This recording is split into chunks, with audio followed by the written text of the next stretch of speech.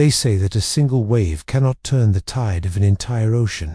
They say that one man cannot defy an army of thousands. On a sun-scorched day, off the coast of a city called Jaffa, history decided to prove them wrong. This is a story about a battle that should never have been won.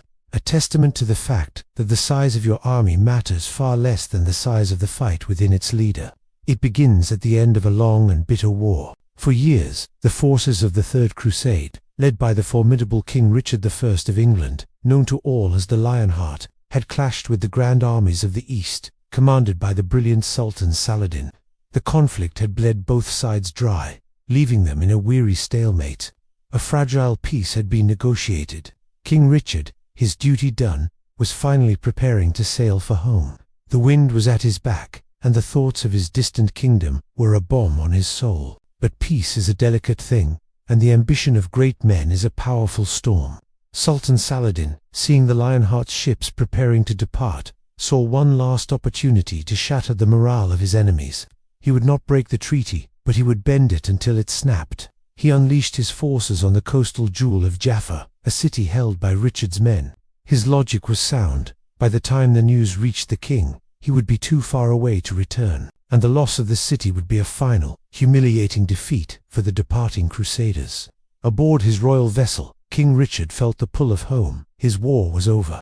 But as his fleet sailed along the coast, his lookouts spotted a figure in the water, swimming desperately towards them. It was not a soldier, but a priest, his robes heavy with seawater, his face a mask of exhaustion and terror.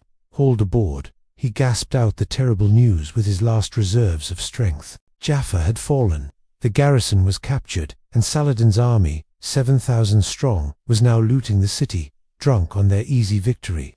The men around Richard looked at each other with despair. It was over. Their comrades were lost, and they were hopelessly outnumbered, and already at sea. To turn back was not just foolish, it was suicide. But they were not looking at the odds. They were looking at their king. They saw the fire return to Richard's eyes, a fire they thought had been quenched by years of war. This was not a strategic calculation. It was a raw, visceral refusal to accept defeat. He would not abandon his men. He would not allow this final insult. With a voice that cut through the sea wind, he gave the order. They were turning back. With a tiny force of less than 800 men, spread across a handful of ships, Richard the Lionheart sailed towards an army 10 times his size. As they approached the harbor of Jaffa, the scene was one of chaos. Saladin's soldiers were scattered, their discipline dissolved in the plunder of the city. They saw the approaching ships, but felt no fear. What could this tiny fleet possibly do? It was a gnat challenging a lion. They were about to learn that this gnat had the heart of a dragon. Richard's plan was insanity itself, a direct amphibious assault in broad daylight. There was no subtlety, no clever maneuver. There was only pure, unadulterated audacity. As his ship scraped the shallow seabed, Richard did not wait for ramps or landing parties. He was the first. With his great sword in hand, he leaped over the side of his vessel, plunging into the waist-deep water, and roaring a challenge that echoed across the bay. That single act sent a shockwave through both armies. His men, inspired by this legendary courage, followed him without hesitation, surging onto the beach like a tidal wave of fury.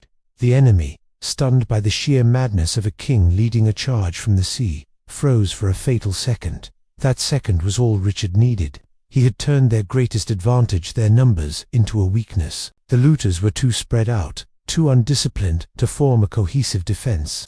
Panic began to ripple through their ranks.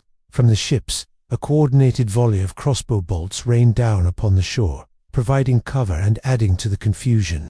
On the beach, Richard was a whirlwind of righteous fury, his sword a blur of silver. His men, fighting with the desperation of those who knew there was no retreat, seemed to be everywhere at once. Then, something miraculous happened. Inside the city's citadel, the captured Crusader prisoners heard the sounds of battle. They heard the unmistakable war cry of their king.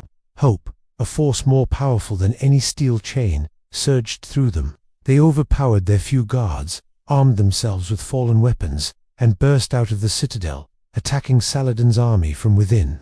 The chaos multiplied tenfold. To the panicked soldiers of the Sultan, it now seemed as if Richard's army was not a few hundred, but a legion of thousands, rising from the sea and erupting from the very stones of the city. From a hill overlooking the battle, Sultan Saladin watched in disbelief. He had tens of thousands of men in reserve, fresh troops that could have swept this tiny force back into the sea with a single command. But he was a wise commander, a student of more than just tactics. He understood psychology. He saw that his men were not being defeated by swords or arrows, but by an idea. They were being broken by the sheer, unstoppable will of one man. He saw the terror in their eyes, the collapse of their command structure. He recognized that he had not lost a military engagement. He had lost a battle of the spirit. To send more men into that meat grinder of panic and fear would be a senseless waste. With a heavy heart, he gave the order to sound the retreat. In just 1 hour, the battle was over. King Richard and his small band of warriors stood victorious in the reclaimed streets of Jaffa. The outcome was beyond belief, a statistical impossibility that would be dismissed as fiction were it not etched into the annals of history. From Richard's force, only a handful of men had fallen. From Saladin's army, over 700 lay dead, with countless more wounded. An army of 7,000 had been routed by a force 1/10 its size. The Battle of Jaffa became a legend whispered in military academies for centuries. It was a stark and powerful lesson that courage is a force multiplier, that surprise can shatter mountains, and that one person's unwavering resolve can ignite the hearts of others and forge victory from the jaws of certain doom.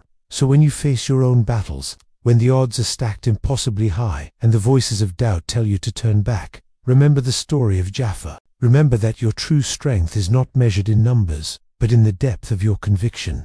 Be the one who is willing to jump into the water first. Be the one whose courage inspires others to fight when all hope seems lost.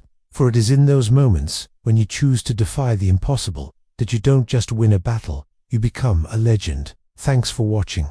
If you enjoyed this story of incredible courage, make sure to like, subscribe, and hit that notification bell for more tales of history's most epic moments. We'll see you in the next one.